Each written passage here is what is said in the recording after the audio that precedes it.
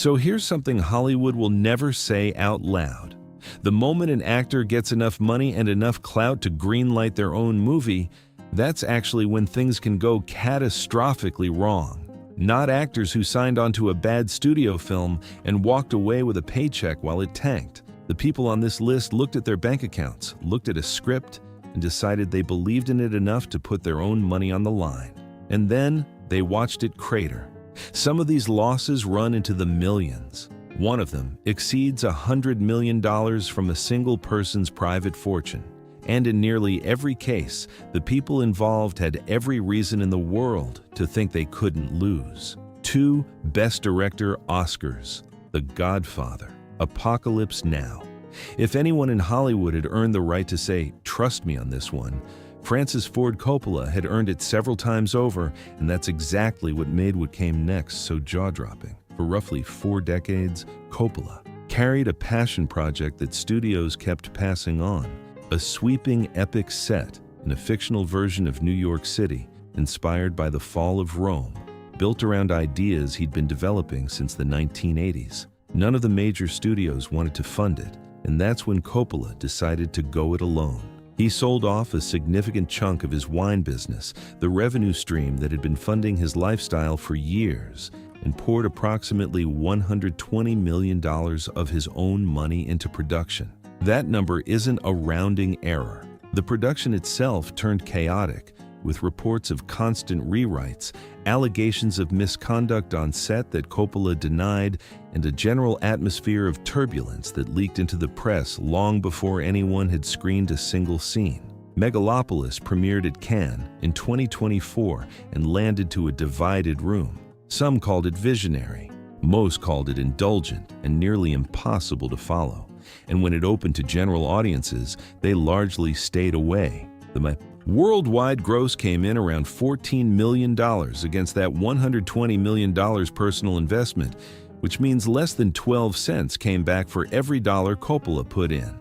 His public response has stayed defiant throughout. He made the film he wanted to make, and he said he has no regrets. Whether that's genuine peace of mind or simply the most dignified face you can put on a brutal outcome is a question only he can answer. 6 Resident Evil films, over $1 billion in combined global box office. Milla Jovovich and director Paul W.S. Anderson had built careers almost entirely on the strength of that franchise, which made their next project look, on paper, like a reasonable bet. In The Lost Lands, adapted a George R.R. Martin short story, and that combination of a proven action star, an established director, a famous source author, and a fantasy setting with a massive built-in audience seemed like a formula that should work. The budget came in around $55 million. The film opened in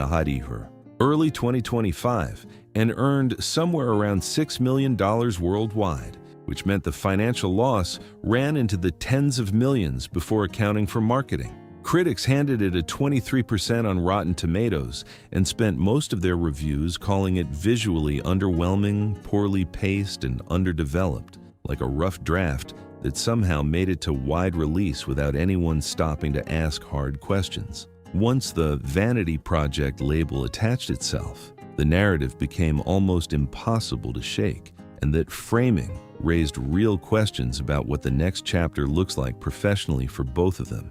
In 2001, Tom Green was genuinely one of the most recognizable comedians on the planet. His MTV show had built him a massive audience. A marriage to Drew Barrymore kept him on tabloid covers, and Fox handed him a deal to make a feature film. What Green did with that opportunity was take it somewhere very, very far from where Fox probably imagined. Freddie Got Fingered came entirely from Green. He wrote it, directed it, starred in it, and had personal financial investment in the project on top of his creative involvement. The film was built around escalating absurdist shock content, animal guts, graphic injuries, sequences that resist polite description, and Green has said in interviews that the whole thing was a deliberate deconstruction of what a studio comedy was supposed to be, essentially a piece of performance art, wearing a Hollywood movie's clothes. Roger Ebert awarded it 0 stars. The Razzies gave it 5 awards, including Worst Picture. At the box office, it earned around $14.3 against a $14 million production budget, which sounds close to breaking even until marketing costs enter the picture, and those easily run tens of millions on top of production. The financial damage was real, and the career damage was immediate. Here's the genuinely strange part. In the years since, Freddy Got Fingered has built a serious cult following, with critics and academics now arguing it works as legitimate avant-garde filmmaking. Green has leaned into this with revival screenings and press appearances, and the reassessment is real. None of that changed what it did to his mainstream Hollywood standing at the time, though, and another major studio release never materialized. The Matrix opened in 1999 and turned Laurence Fishburne into one of the most recognizable actors on Earth. Morpheus had given him a commercial profile that went well beyond his already serious critical reputation, the kind of moment that studios line up to capitalize on, and that most actors use to secure the biggest possible next project. What Fishburne chose instead was a stage play he'd written himself, adapted for the screen as Once in the Life, and he decided to write it, direct it, produce it, and finance it entirely on his own dime. Personal and artistically driven, it was a character study rooted in the world he'd grown up around, and he clearly believed in it. Theatrical release earned less than $20,000. Not $20 million, $20,000, which is a number that becomes almost surreal when you hold it next to the commercial momentum he was carrying out of The Matrix. Worth noting is that Once in the Life actually drew respectful reviews from critics who engaged with it seriously, and the failure wasn't a case of a bad film so much as an intimate, small-scale work that had no realistic path to a mainstream audience. Fishburne absorbed the entire financial loss personally, and the film essentially vanished. Rocky and Rambo had made Stallone one of the defining stars of the 1980s. But the 1990s had been uneven, and by 2001 he had something to prove. Driven felt like a calculated attempt to establish a new franchise, an action movie set in the world of kart open-wheel racing, which was riding genuine mainstream interest at the time. Written by Stallone himself, with him starring in the lead role.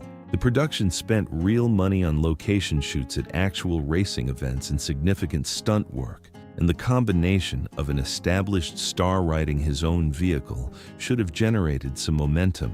Critics dismissed it as formulaic and incoherent.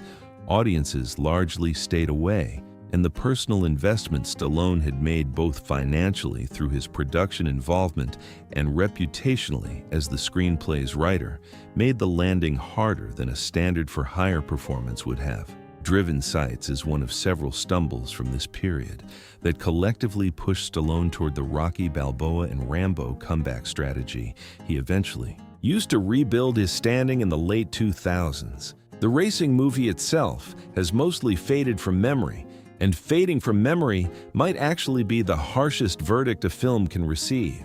The scale here is smaller than the others, but the reputational damage relative to that scale might be the steepest on this entire list. Cameron had been a teen idol through Growing Pains in the 1980s, and by the 2000s had rebuilt his public identity almost entirely around evangelical Christianity.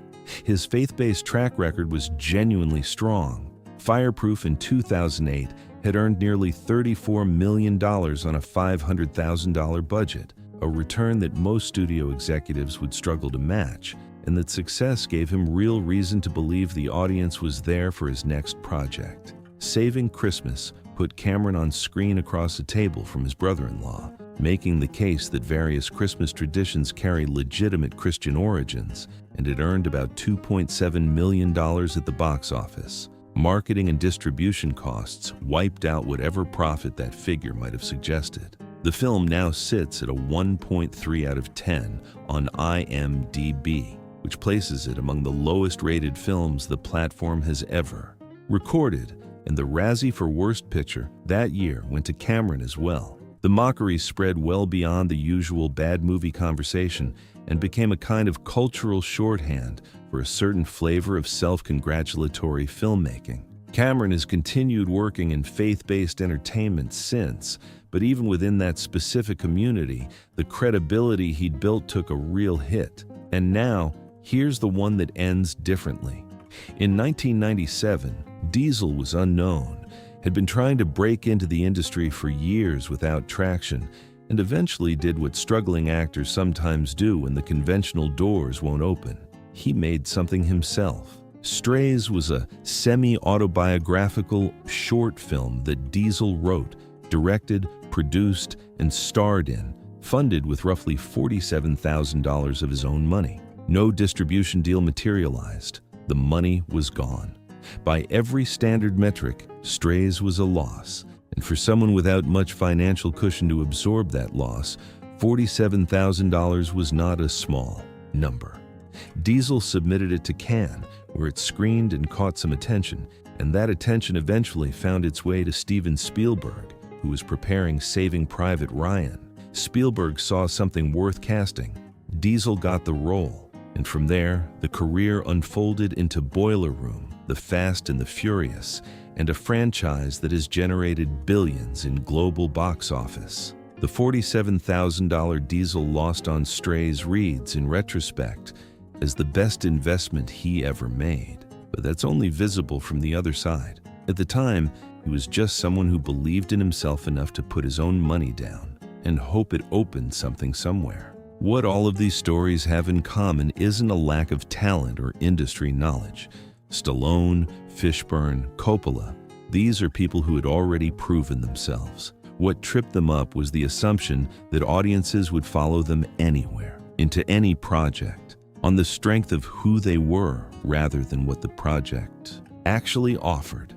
The decision to self-finance is almost always an emotional one. Studios pass on projects for reasons, and sometimes those reasons are wrong, but sometimes they're right, and the person writing the check is simply too close to the material to see it clearly. Coppola spent $120 million finding that out, and that's a number most people won't spend on anything across their entire lives. Drop a comment letting me know which of these caught you most off guard, and if you want more videos about the business side of Hollywood and the deals that go sideways, subscribing will make sure you don't miss what's coming next.